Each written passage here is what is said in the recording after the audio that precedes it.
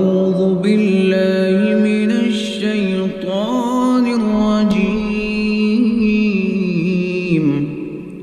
بسم الله الرحمن الرحيم. اللهم أنت ربي لا إله إلا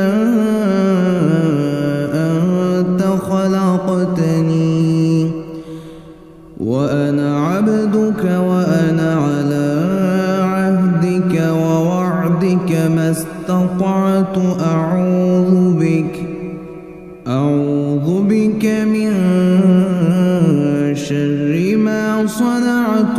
أبوء لك بنعمتك علي وأبوء